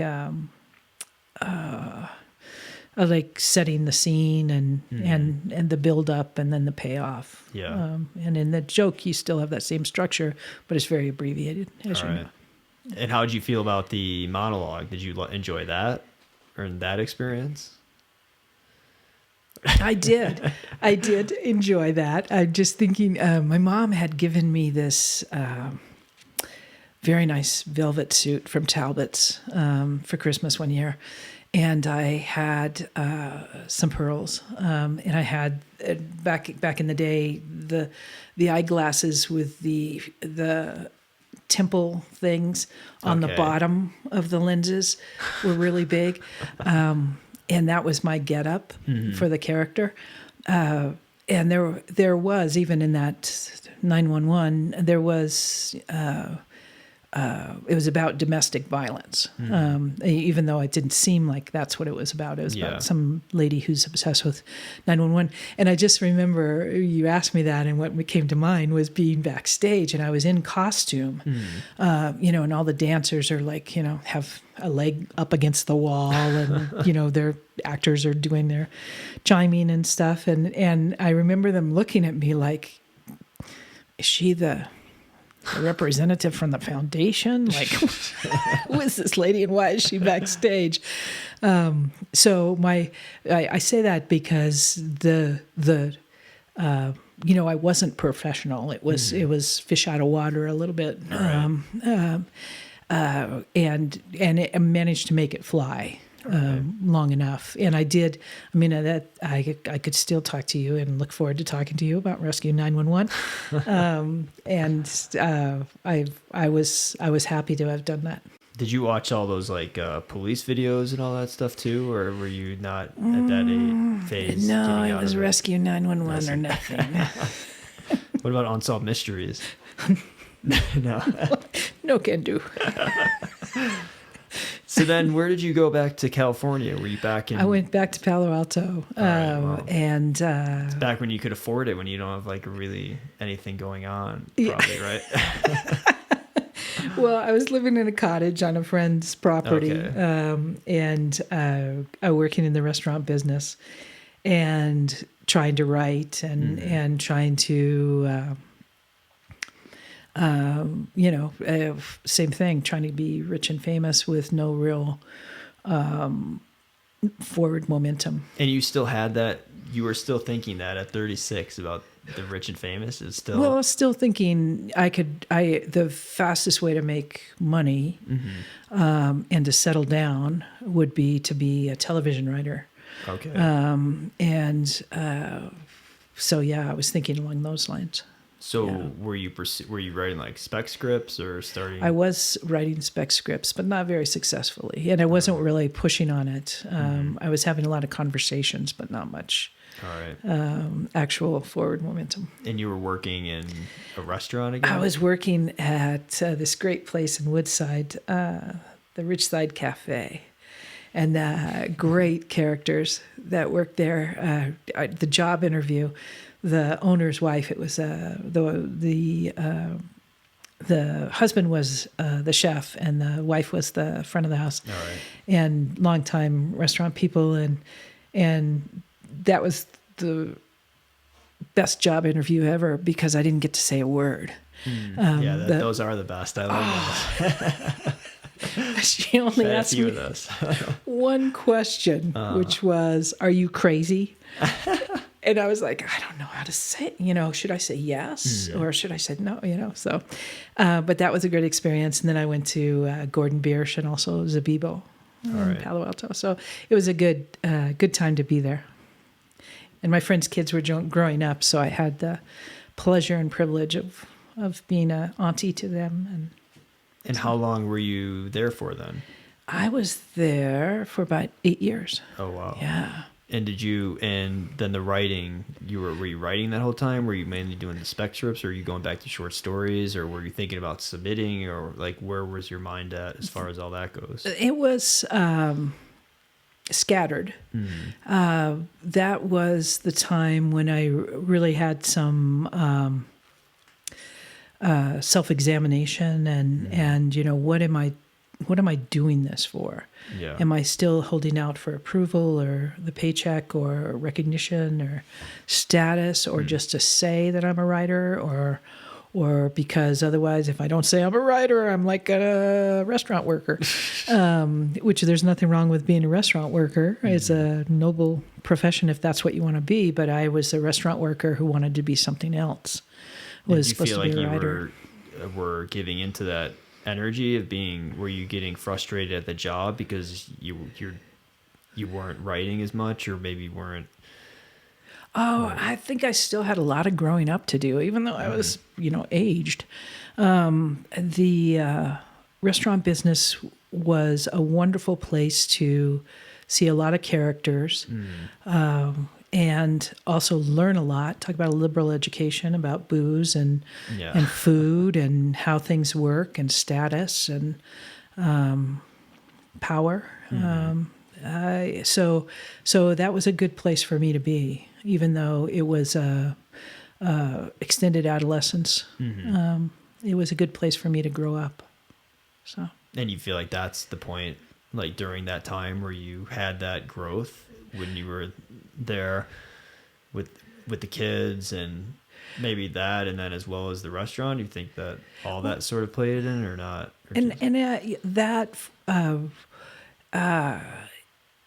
Giving me life experience, like I always, needed experience. I always thought I needed material. And again, that was a lot of material in a lot of different ways. Yeah. And I think I've still been gathering material, and I think now I'm more on my side as a writer than I've ever been. More certain of my voice and what I want to say and what I don't want to say, and but it's been a long haul getting there. Yeah. So eventually, then you moved back to Reno then after that? Or? What was it? My friends were remodeling their house. They were tearing it down and building another one. So we needed to get off the property, and so I moved to Los Angeles. Finally got there. I finally got there, by God.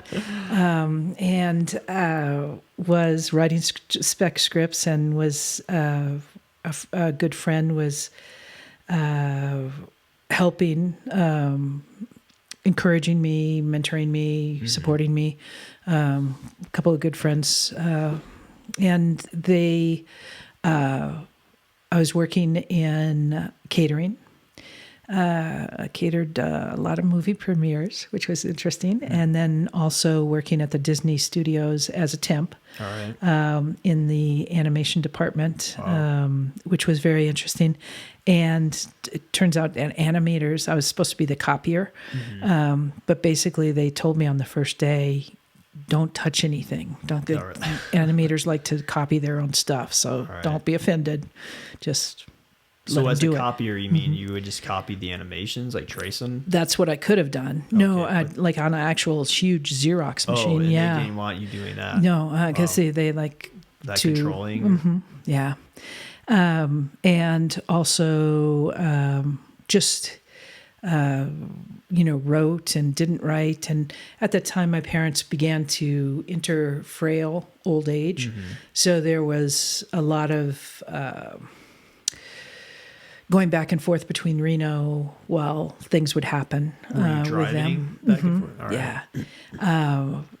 Just because they were supposed to be moving out of their house, but they were having little incidents where they couldn't move out of the house, but they were like hospitalized and all this stuff. Yeah. And so it was that back and forth age of caretaking parents. And I was the youngest sibling and unmarried, and I was willing to do it because I love my parents and wanted to take care of them. And but I loved LA. It was a very, very interesting place to be. And I'm glad that I saw it when I was that age because a lot of the mystique, there's still a glamour about it for sure. But it also, it was so interesting at those premieres. The caterer was the top flight caterer in LA, and people would pick up these plates of food and fill them and put them down on tables and walk out. Never touch them. Wow. So and that's a thin slice of the other things that I would witness, so that it was a good view into the industry. And also, I'm not sour graping it at all. I would love to work there because there's some really great, talented people and doing great things. But it was just, from being that naive Nevada kid to seeing, okay, I am at a premiere, and wow, this is really So do you think it like dissolved that whole illusion you had in your mind, and you finally were able to let go of that? It helped. It helped for sure. It helped show me that it's an industry. Yeah. For sure. And it's not, creative child, come and let me say whatever you want, and it's very much an industry. What was one of the biggest, like one of the premieres that you remember, or one of the biggest that you could... There was one, it was something to do with a volcano. I don't think it was Joe and the volcano. I don't think it was that time, but it was something, it was either that or I think it was the volcano one, a volcano in LA, something. It was a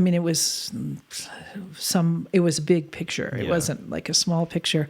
And just being outside in this amazing, fake, jungle atmosphere to convey the volcano thing. It was just very, very interesting. And just seeing who's with whom and who doesn't talk to, and who it was. And how was it with your fellow caterers? Was it it was awesome. Were they like just actors, right? Were they just a mix of all kinds of film students, all right. And actors and dancers and comedians and some of the best looking people on the planet would be a line cook, but they're all trying to make some sort of dent into this system of that's very hard. Because they're all talented and they're all beautiful, and smart and funny and and just LA itself. I loved the melting pot aspect of it and the self-expressive aspect of it.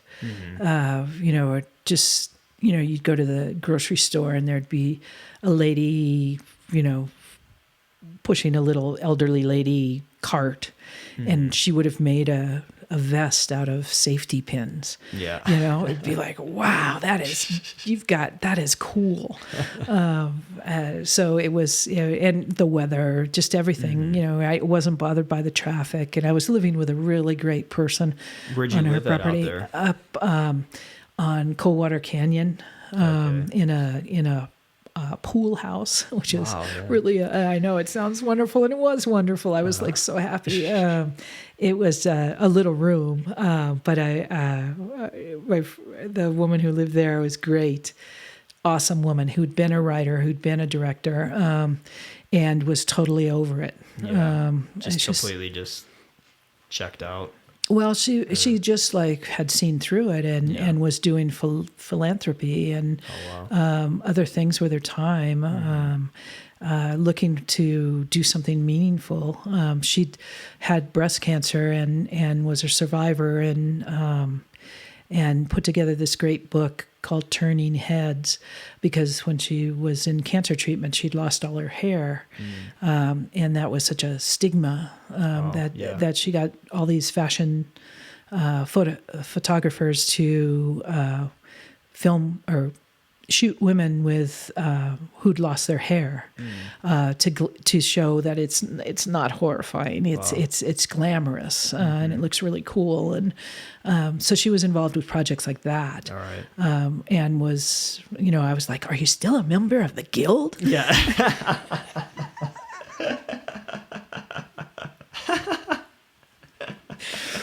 Yeah. So I still had some growing up to do. Yeah. So. And then eventually you left. How long were you there for? I don't know if I asked you that or not. Probably about 9 months or a year, maybe a little longer. And it just got, my parents were becoming more and more, it was becoming more and more problematic for them to be left by themselves. Yeah. Even though my siblings and I were setting up things that they would quickly fire everyone, and it was kind of at that stage. So it wasn't like, oh, I'm going back to Reno and moving. It was like, okay, I've paid the rent, and so I'll be back. Fully intending to be back, and then just not going back. And I'm it was a very, very valuable time to be with my folks. It was a golden time, and they both passed on, and I was glad I was there. It took a long time, but I got I was grateful to have the time with them. So, and then you eventually got a career out in Reno, right? Like, did you feel like you were intentionally putting it off, like as far as like a career or like a full-time job, or were you working full-time like during no, I came back to Reno and I had the worst jobs. I was working as, I thought, I just need pocket money just so I can keep my hand in, and I got a job delivering newspapers, which was the scariest job. And it was like in the morning? It was hours? In the 2 a.m. to 6 a.m. God forbid if you deliver a paper at 6:15. And people were, they were wonderful people on the route, and then there were people like, you did not double fold, you did not use 2 rubber bands on my paper. Wow. And I've asked you to use that. But there were also people who would, there's one, I had the 4th Street run going west. Wow. Nice. And not this area, but just across the river. All right. Too. So, it could be a good area and a sketchy area too.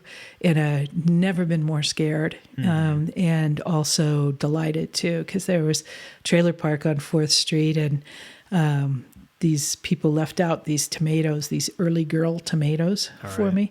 And they left a note that said, "These are our early girl tomatoes for our early girl." Just super sweet. Yeah, that's nice. And then I was like totally scared a couple times. Yeah, it's still sketchy stuff out there on 4th Street. I one time was driving my motorcycle, and I had to turn around, and I turned into like a parking lot ended up being, but it was like fenced in, and it was full of like just homeless people, and it felt like it's like turned into like a Walking Dead scene. And it's like the motorcycle was so loud, they all recognized me, and I felt like they're like coming towards me, and I was like, I flew out of there. But for those who don't know, it's an interesting part of town. So I had that job, and then I also got a job in accounting at a large gaming thing that was, oh my God. How'd you get an accounting job if you? Oh, because I had, when I worked in the restaurant back in Minneapolis, I was an account. I did the books. You did the books, all right. which came in handy. And so, I was doing these jobs that had nothing to do with what I really wanted to do. And what did you want to do at that point?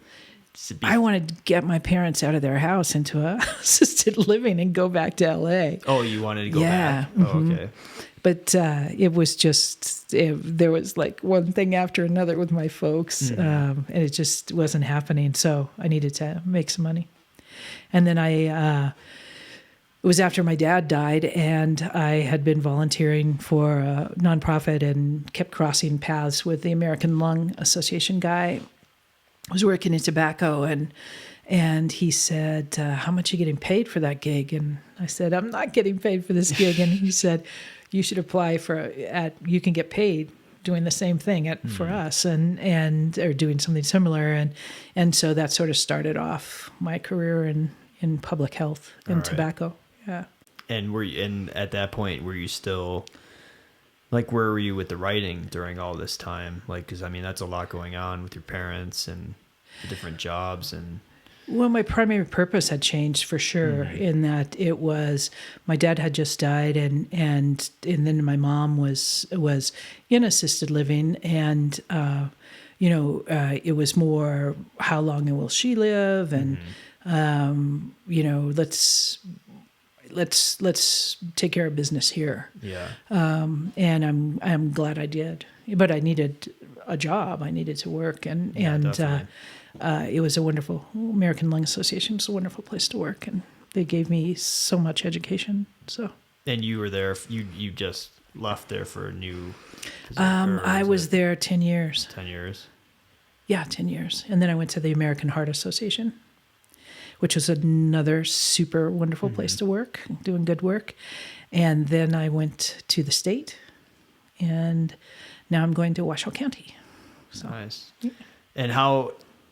And during all this, and like, were you, like, with the writer mentality, were you fine? Like, once you went into that sort of field, did you feel like this is kind of what I want to do? Like, oh, it felt super worthwhile. And it was very consuming. I was traveling throughout Nevada, northern Nevada, doing, tobacco education fairs at schools. It was very much like being a traveling artist. All right.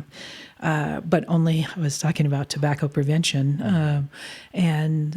So it was very absorbing and great material. And still in my mind, I've always kept journals, always been writing snippets, I kept notebooks. But as far as realistically thinking, my break is coming, no, it was more like, let's put food on the table and make sure that, my mom's taken care of. And yeah. And then, but did you have, like, was it in your mind, like, a nagging feeling, like you need to do writing, or you just... It was pretty far away. I've always read and with the notebooks and stuff, but as far as being able to focus and produce something, I just didn't have the bandwidth to do it, or the drive to do it. And where are you at, would you say, now with the writing? Or well, I've thanks to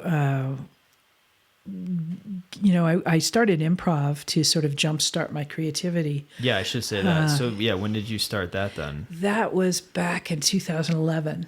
All right, and that was it was Empire Improv? Yeah, actually it might have been in 2010. I think I started performing in 2011. Yes, with Empire Improv, Michael Lewis, and it was Ben Craig, very fun, learned a lot, and then it did jumpstart my creativity. So then I began to push a little harder on the writing and just write more, not really showing it to people, but just trying to produce stuff. And how did you like the performing aspect of it? Because it was very freeing. All right. Because it wasn't, I wasn't producing this block of verbiage. It was maybe a line, maybe a look, and then it was never to come again. It went off in the ether, and who knows where it is. So it was very freeing, very freeing, and I liked it. And what did you like about it specifically, and how did you feel? Do you feel like you were prepared for it at all, or? I was. I think I was a better team player than I would have been in the past. I would have been elbowing people, I think, to get out of the way so I could have my moment, rather than being supportive and being a team player. And it's also very surprising. And you walk away. It's not like anybody's going to workshop it. I mean, you get notes, but it truly is. Did you hit it over the net? Oh, well, next time maybe you will. Yeah, exactly. Yeah, so it was good. So then now, and also now, like, you live with an editor or someone who runs a workshop. A friend of mine, a longtime friend. We were looking to cut down on expenses, and he stays at home. He works from home. He's an editor for a magazine, and he. He conducts workshops in the house, and I've taken a few, and that's helped me build my confidence back up. And I've been sending stuff off and applying for fellowships and pushing harder on the writing. So you're back into it, and back into it. Yes, yes, back into it. Yeah. And as far as like, what was I going to say? As far as your writing now, like compared to where it came from, like when Stegner and Iowa, and then you went through all the different jobs and all the different experiences, and as far as work and as far as writing, and so where is your, I guess, like, what are you writing about now, and what sort of things ideas or concepts are you interested in? Well, I'm still interested in funny stuff. So the funny part of being human, and still writing about relationships and moments in people's lives. But it's, I say this with gratitude. I feel seasoned now. I feel a lot deeper now. I feel things and can express them better. It's not, I'm not borrowing melodrama from somewhere. I'm just, trying to say what I see, and be sincere about it. Nice. So, yeah, that's all good stuff as far as I know. Hard to do, hard to get there a lot of times for people, but it sounds like you're at the place that you want to be. And so where do you want to go? Like, do you have any expectations for the writing, or are you just kind of just letting it happen, or where are you at as far as that goes? Because I know as writers, all of us, a lot of people in my program, I feel like we're obsessed with publishing or whatever, and the teachers always be like, you got your whole life to publish, or blah, try to get your mind. I think they said that to get your mind off of that idea of publishing and trying to even get involved in that now, and just focusing on the work in front of you. But I mean, you've been through like some of the most probably intense workshops you could be in, and you've had the experiences, and it sounds like you found your voice throughout the entire journey. So it's like, do you have expectations of what you'd like to achieve as a writer? Do you have like a novel expectation, or a book of short stories, or anything like that, where you have like a goal where you're like, I'd like to eventually maybe get that out there? I would like to continue to produce. And whether that, I know that I would, something that interests me is writing about Reno back in the day. That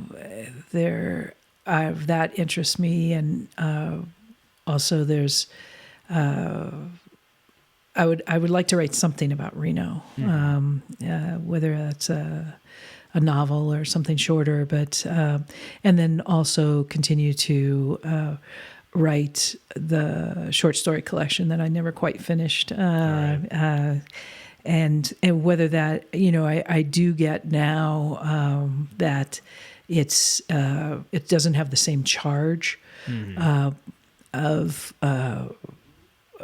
I would like to share, communicate it and see if somebody finds it interesting or useful, and would it be publishing or something. But it's I want to keep expressing myself first and foremost, and not so much have a deliverable.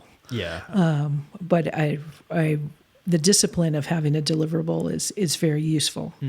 So. But yeah, I get it. I mean, that's before we started the show, I was telling you about like how many episodes. It's like, I don't know, maybe 1 a month to start, 2 a month. It's like I just don't want to put that much of a heavy expectation. But I think, like you said, just producing, just keeping that your main focus, I think allows you to stay, present with what you're doing and focused on that rather than getting lost in the what ifs of life, I guess. Have you written any like narrative, like nonfiction or essays or anything like that? No, not really. Would you do your Reno stories based off that, or would they be based off fiction? Or they'd be a composite. A composite. Yeah, for sure. The having the experience of doing the show, the sketch comedy show at Reno Improv Theater was fantastic, and I would definitely do that again. That's been a big energizer, and collaborating with people and working with people. That's a great thing. So I would definitely do that again. So. Yeah. Well, let me think. And what about just so like looking back, I guess, on your life and the writing, and is there anything like are you satisfied with it all? Are you happy with the path you've taken? I know it's a hard question to ask. Yeah, sum it up. Yeah, could be. Because I don't know. Like the only reason I ask is just because I don't know. It's such a. I've went back and forth so much, and it's only been 15 years that I've been doing it. But I think that it requires a lot of sacrifice as far as personal sacrifice. And also maybe people you're with. I mean, relationship sacrifice, family and friends don't really get it a lot of times. And it's like, I don't know, it takes a lot. And it's like, and you've, like I said in the beginning, it's like you've been doing it for so long before I was even born. So it's like, it's a long haul. And it's like with writing, it's like you're in it for the long haul. If you really want to become a writer or call yourself that, or... So I don't like, how are your thoughts on all that, and where it all? Well, I think that is a really big question, and I think it's for me the question that is ongoing in answering. What is the purpose of my life? What gives it value? What gives it meaning? I know a lot of my friends, they work hard to put their kids through school, or they work hard on their relationships, and that's where they find meaning. And for me, writing's always been like, I don't know, my best friend. And so, I mean, if I were a watchmaker and felt that way, I would have to be making watches. And I want to continue on. I don't think that I was arbitrarily, like could I be a crackpot? Yes, I could be a crackpot. And I hope I'm the last to know it, from the standpoint of I feel drawn to do this. I feel happiest when I do it. I'm not hurting people doing it. It gives me something. It makes me feel like I understand things. And I also feel at this point in my life, I feel close to spirit, or the greater purpose in the world. I feel like a force for good when I'm doing it. And I don't think those are crackpot feelings. And if they are, just don't tell me. Yeah. Because it feels good and it's worthwhile. And I think I have something to say. And I know that growing up in a big family, getting people to listen was always a challenge. And I feel like I've earned my right to say what I want to say. And the only person who can take that right from me is me. So I'm not going to take that from myself as long as I feel like I have something to say. Yeah. Yeah. Well, that's great. Well, it's good to hear that, because I think I'm finally coming to those conclusions as well. I mean, similar conclusions, not exactly my own, but it's like, it definitely seems like it's been a struggle at times, pursuing that sort of work, and so many questions, and thinking of it like that is a good perspective to have, and a good way of looking at things. And it's good to know, because it's like, I still got a long time to go. Yeah. Got to keep making it interesting somehow. And say you wanted to skateboard, like skateboard, push it as far as you can push it until you don't want to skateboard anymore, and then you want to do something else. Yeah. But I think not being able to find something that lights my fire is a worse place to be than being obsessed with a quirky little story I'm working on. Yeah, definitely. So. All right. Well, I think that does I'm mumbling it towards the end, but I think that just about does it. Well, thank you for your time. And if anyone's in the Reno area, Lisa went through the sketch comedy writing program at Reno Improv, and she teaches over there with me. Not with me, but she teaches classes there. So if you ever wanted to take a class from her, email Reno Improv and see when she's teaching next. But yeah, it's been great talking to you. Thank you so much, Jason. Yeah, it's a pretty amazing journey that you've been on, and I think that it's just fascinating to me as far as thanks. From the writer's perspective, and getting into those institutions at such a young age, and it's just interesting just hearing it all. And you've done a lot, and look forward to seeing your work in the New Yorker. Well, thank you so much for the opportunity to share, and your kind listening and your great questions. I really appreciate it. Cool. So, thanks. All right. Well, thanks a lot, and thank you all for listening, and have a good night.